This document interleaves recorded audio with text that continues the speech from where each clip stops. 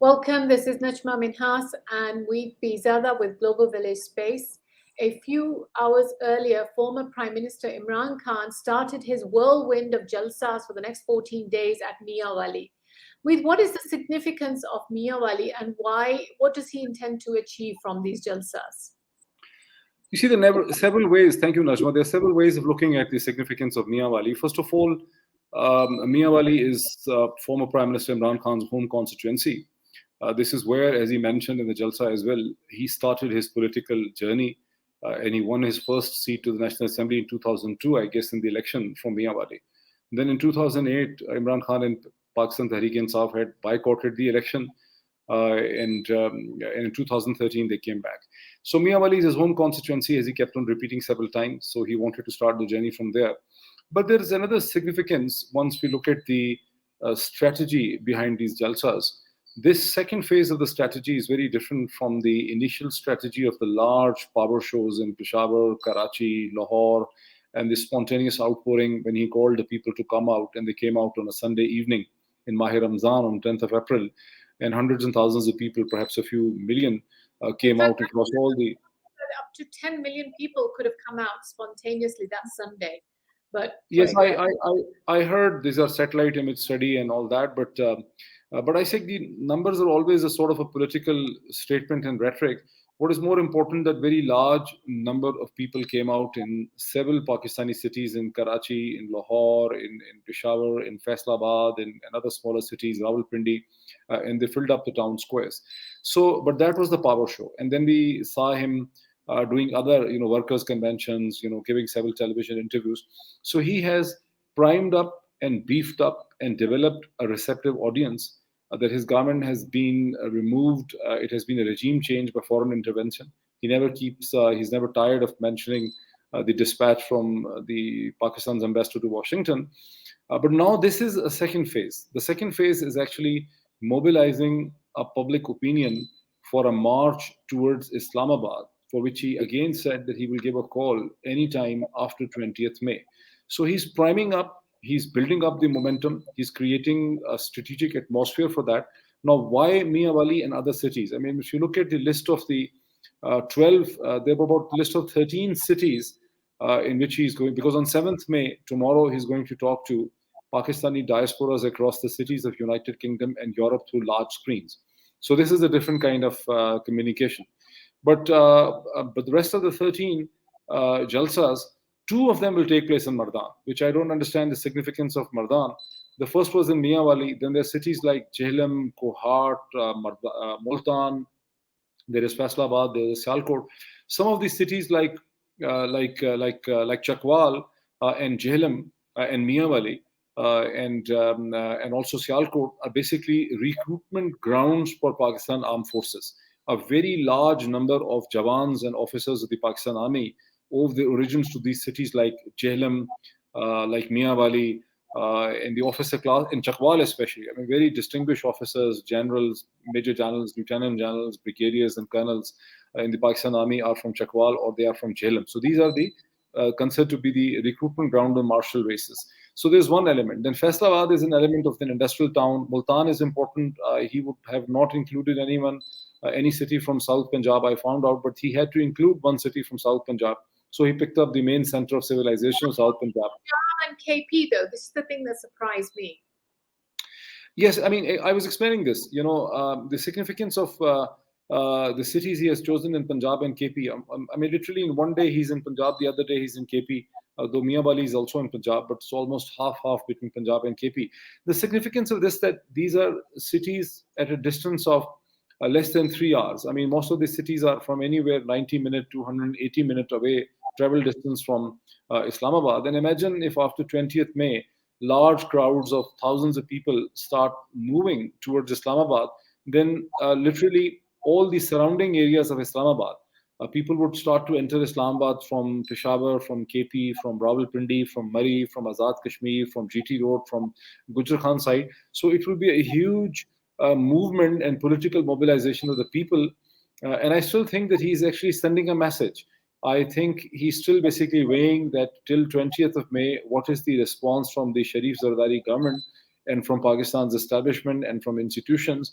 And he's basically keeping them the way he says that I will alert the people, he's also sending a signal. He's warning them that, look, I'm going to do this and it will be a huge crisis. So you better deal with me and give me the early elections which I need. You think he's sending the message to someone else as well? Because you mentioned that a lot of these cities where he's holding jalsas, they're large recruitments for the army junior officers.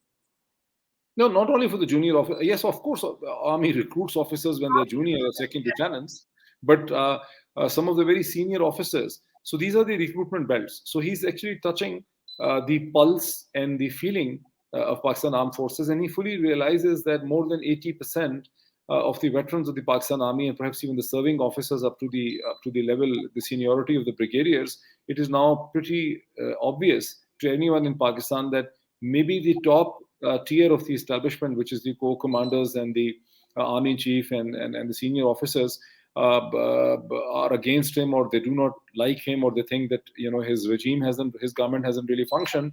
But the great majority of the army officers, whether they're serving or they're retired, the Jawan, the junior officers, the colonels, and the brigadiers, actually think that the nature of regime change that has taken place in Pakistan is not acceptable.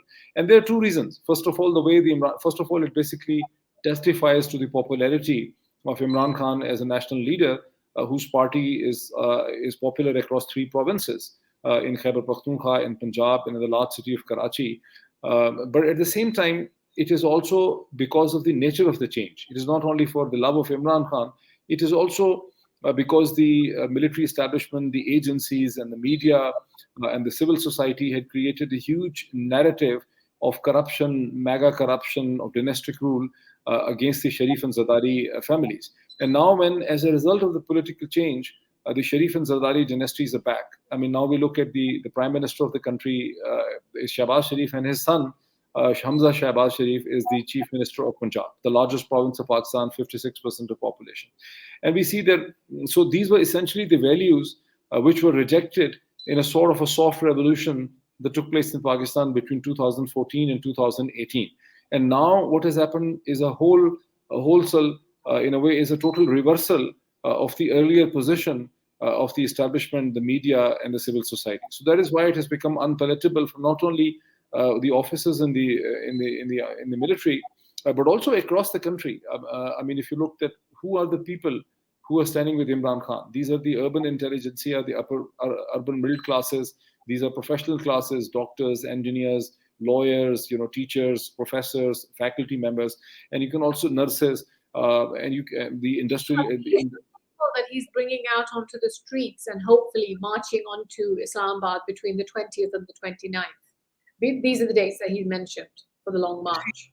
He has created a dual strategy. I have also been analyzing that in my Urdu vlogs, that marching on to Islamabad has a logistical challenge, especially for the people who come from the other cities. They do not know Islamabad. They don't live over there. I mean, they need food, they need water, they need toilet, latrines, and everything. So it is, it is not necessarily a very logistical, it's not very easy from a logistic point of view to bring hundreds and thousands of people from other cities and then make them stand in Islamabad for very long. If people will come, they'll probably lose the momentum in 24 to 48 hours. And we had seen the kind of challenge Dr. Tahirul Qadri, an earlier PTI Dharna, had faced. So Dr. Tahirul Qadri brought about 4,000, 5,000. No, let me explain what happened. In 2014, Dr. Tahirul Qadri marched with 2,000 people, anywhere from 5,000 to 8,000 people. And he brought his logistics supplies along with him like a civil military, like an army. But Imran Khan supporters that initially came disappeared from other cities, from Punjab, within one or few days. And then there used to be a crowd of day protesters that used to arrive from Islamabad and Rawalpindi. That is my understanding and experience. So a far more effective demonstration and public pulse will actually be created in other cities. And this is what he said today in Miawali. He said, if all of you cannot come to Islamabad. So people roared, they said, no, we'll come to Islamabad. But he said, I understand not all of you can come to Islamabad, but I want to make a request. Commit to me that if you could not come to Islamabad, you will demonstrate in Miawali. I think this would be a far more effective strategy where thousands of people would be demonstrating simultaneously in cities like Karachi, Lahore, Faisalabad, Gujranwala, Sialkot, Miawali, Jhelum, Kohat, Mardan, Multan. Just imagine the impact. So there will be, so people, the crowds are far more powerful in their own cities, where they know the streets, they have the food, they have the water supply, they know the area, they know the local administration, the culture, the convention. And I would just, at the cost of digression, would remind you, since you have studied the European history, that the French Revolution was basically about one single city. It was not about the whole of France or whole of Europe. One single city stood up against whole of France, the feudal France, and then against whole of Europe. It was the energy of the Paris that actually created the French Revolution. So cities are very important. So I think he has a brilliant strategy. Reaching out to the diaspora then. I mean, if he wants people to come to Islamabad, and that's the purpose for all these mini jalsas, they're all rallying calls to come to Islamabad. Why is he having a virtual jalsa with UK, US, UK, European Pakistanis? Once again, for more than one reason. First of all, he has almost more than 90% of the Pakistani diasporas, which number more than 10 million in terms of the 18 years plus voters, approximately it is estimated. So he has a huge support from the Pakistani diasporas across United Kingdom, across every country in Europe, in European Union, then in Australia, New Zealand, North America, United States, Canada, the diasporas across Middle East. And I hear from people that Pakistani diasporas also exist in Latin America and in North Africa. So he has a huge support from the diasporas. And diasporas are the economic migrants, as one of the diaspora member put it to me. These are those sections and parts of the Pakistani society who were not happy, who were very dissatisfied by the economic status quo of Pakistan, the feudal culture, the rural elite, the city control, the police, the bureaucracy, and everything. And they have undertaken a difficult journey of defining their livelihood and their identity across different parts of the world. And especially the diasporas that work across Europe, across North America, across UK, they live in rule-based societies. So they learn a lot about rule order. You see, the basically the democracy, the democratic order, the rule-based order, and they have become a huge supporters of Imran Khan's politics. So this is one important aspect, that he has their support. But there is a second part of the strategy as well, with the help of the Pakistani diasporas, which are more worldly wise, more aware, which have a presence in especially in UK and then United States. He wants to spread his word and his politics through them to those countries. I met certain diplomats from European countries. While moving around the shops in Islamabad, I came across the diplomats who were buying and purchasing medicines and so on. And one person told me, for instance, that there's a huge presence of Imran Khan supporters in his country, in Norway. Another person told me the same is the situation across Paris and different parts of France. Another person told me the same is the situation across Germany and United Kingdom. So, Right. So these are important power projections to him. But coming back to Pakistan, he's intending to have 14 jalsas over the next 14 days approximately. And he's going to be giving out the same message at every jalsa. These mini jalsas will have the same message of Khud Mukhtari, Na Manzoor, imported hukamat. What's going to be new? I mean, what's going to keep the people going if Imran Khan is going to give the same jalsa message at every jalsa? I mean, we're going to hear the same message in social media. We're going to hear the same message on TV. So how am I supposed to be inspired to go to the next jalsa? How is he going to keep inspiring the people to keep coming out for these jalsas? I think it's a very good and provocative question. I had a few hours ago, I did an Urdu vlog in which before the Miawali Jalsa, and I had pointed out the same thing, that Imran Khan and his media team need to carry the narrative forward. So every Jalsa should do something to push the narrative forward, and it's time to move away from the Donald Lu and Asad Majid dispatch and communication issue, because now the whole social order, the political order, everyone who is of Pakistani origin across the world, or whether in Pakistan, has absorbed that there is a regime change, there is a foreign interference. But political rhetoric apart, because Western world and United States can be explained that politics requires a certain kind of rhetoric. And United States actually deals with more than 150, 60 countries. They have a presence across 200 countries, probably nations across the world. And they understand in every part of the world there is a lot of rhetoric, political rhetoric against the United States. But it's time to reduce the rhetoric and to move toward the demand for genuine democracy, institutional balance, mega corruption, and the eradication of corruption, true democracy, and all that within. So this should be one of the challenge of altering and changing the communication. So far, this advice has not been absorbed either by the former Prime Minister or his team, because we have seen once again in the Miawali Jalsa, more than 90% of the content was a rehash of the old content and repetition of the same things. And he again mentioned the the Washington Dispatch, and so on. And his social media team is also doing very unwise steps. They are increasing his exposure, whereas we understand there's a need to basically go on to vlogger space and go on to YouTube and talk to the youth as well. But they have unwisely, I think, in my humble opinion, have increased former prime minister's exposure to such an extent that he doesn't get the time and opportunity to think and reflect on his ideas, because this is a human problem, this is a human limitation, that if you are continuously talking, even for a television anchor person and a vlogger, if you're doing a vlog every day, it is a huge, humongous challenge to keep on refreshing your content, to come up with newer ideas. While we talk about the politics, it helps us to talk about the daily updates. But I have seen analysis and vlogs by some of the international vloggers who, for instance, talk on generic issues, and they have described the problem that they face, a genuine problem of creating newer issues, newer topics for themselves. So it's a communication problem which Imran Khan's social media or media team hasn't really.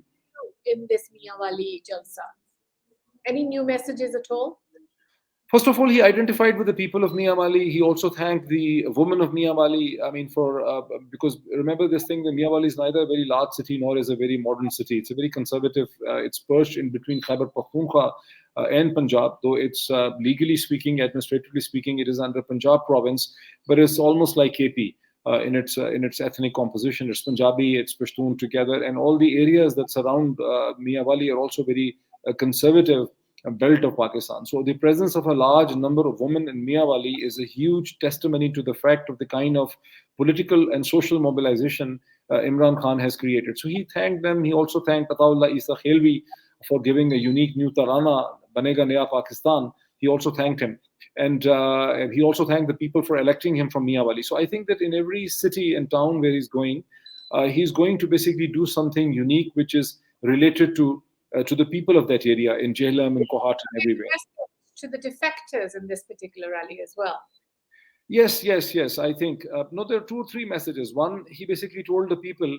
One, he basically said that if you can't come to Islamabad, you must come out and demonstrate. This is a new thing. I mean, this is a new idea which we have heard from his tongue, from his mouth for the first time. The second, he has told the people that look, nowhere in a parliamentary democracy, people who are elected on the vote of a party in UK, in Australia, New Zealand, people can actually go and vote against the dictates and dictation or the order of that party. So he said, look at these people, these turncoats, and if they again ever come back to you to ask a vote, commit to me that you'll never give vote to them. So he's actually building up a momentum in that direction as well. So he said few things new. The 80% plus message was basically the old, but I am sure with the help of the criticism that is coming from people like myself, he's going to change his narrative with every Jalsa. Okay, so he's going to arrive to Islamabad, the culmination of this long march, around 20 to 29th. We're not sure exact date right now. What do you think he's going to say there? What is he going to demand there? What's going to be different? Look, he had 3 slogans today. One was, we want early election. Imported Hukumat Na Manzoor, and the third slogan, I'm forgetting, there was a third slogan as well, perhaps against the Lotas or something. Meaning there was something distinct about the third slogan. But I think the jury is still out. I still suspect, as I said earlier, that he's still weighing the situation and he is keeping everyone on alert. The people, the establishment, the judiciary, the United States, the international powers, the stakeholders, and his political opponents, the Sharif Zardari government. Look, if you didn't negotiate with me, and if you didn't come across to make your mind, he's helping them to make their mind. What happens in politics is that you make your mind. 6 weeks ago, in the end of March, at the beginning of April, many things in Pakistani politics were sort of untoward. They were unexpected. We couldn't expect that people would be saying so much about the institutions, about the establishment, about the key decision makers. The way we have seen the whole political atmosphere in the past 6 weeks has changed. A lot of So people learned Pakistani history or British India history as well by hearing about Mir Jafar and Mir Sadiq.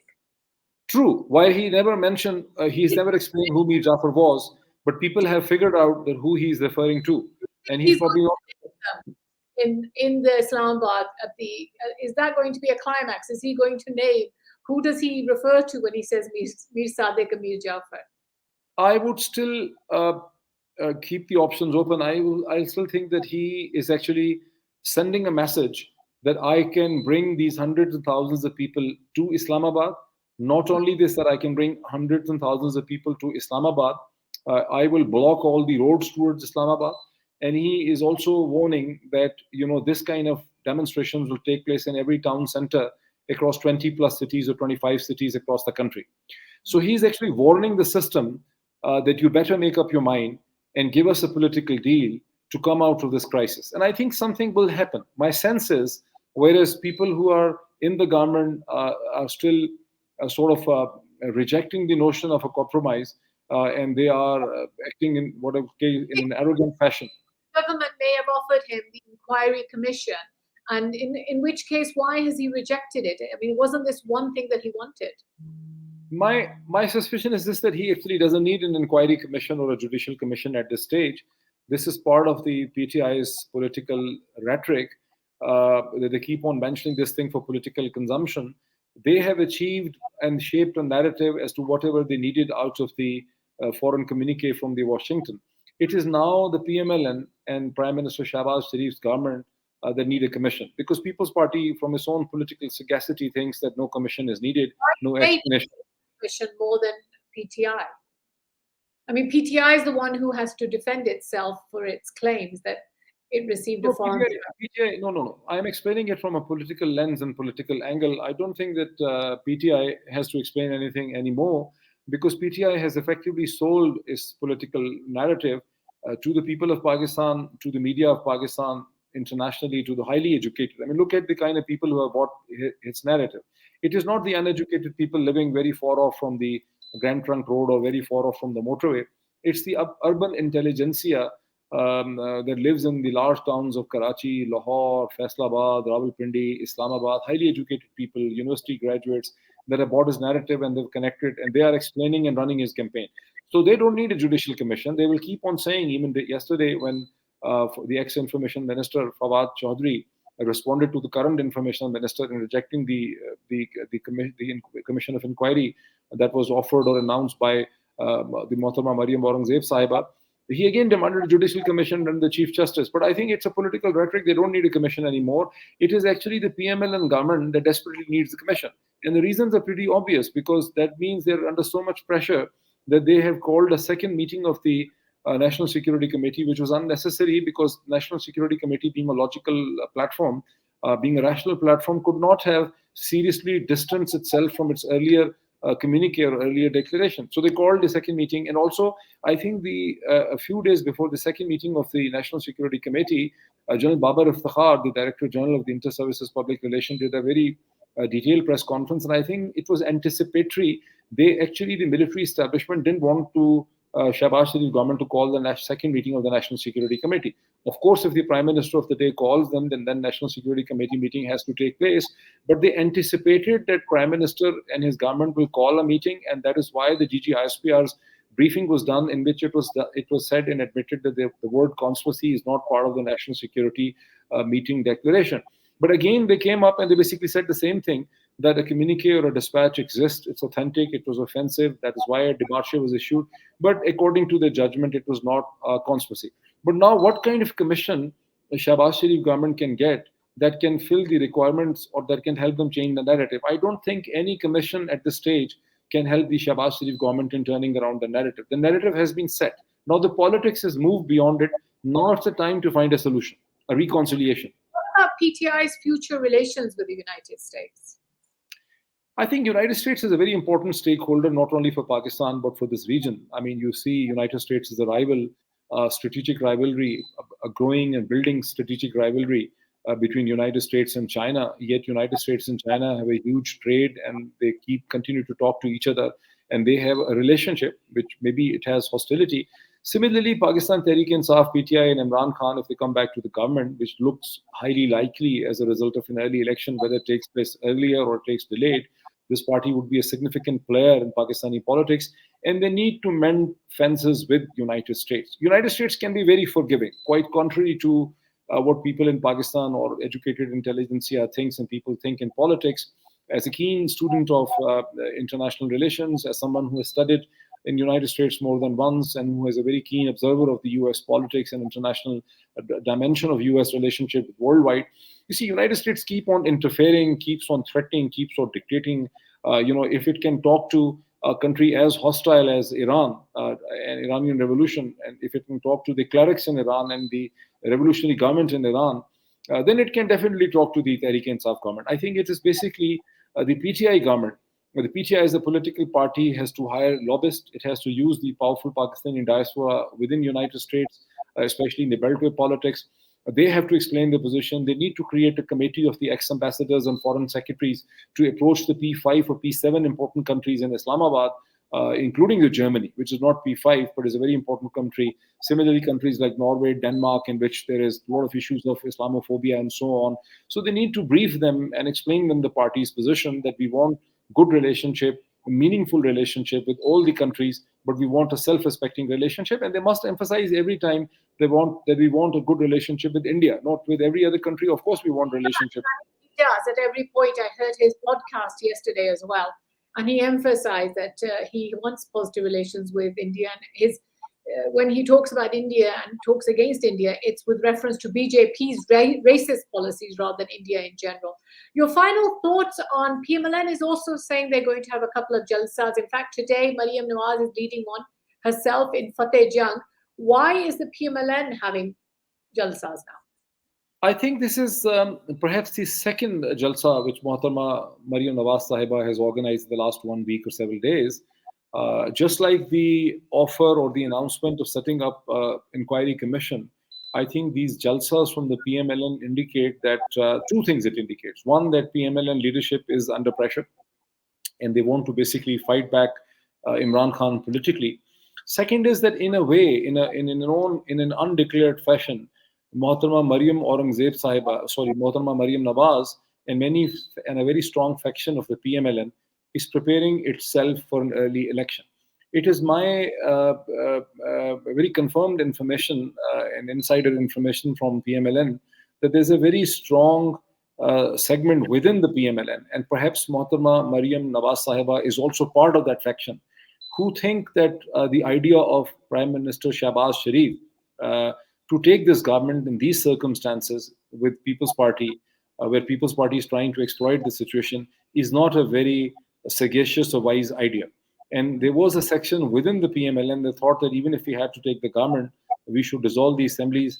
Before the budget and let an interim setup make the budget and go for the early election. Because the thing that the rhetoric of PTI and Imran Khan is hurting their prospects in Punjab. They also realize that PPP has nothing to lose but all to gain by this government, because PPP wants to have a footprint and a foothold in southern Punjab, which it has lost.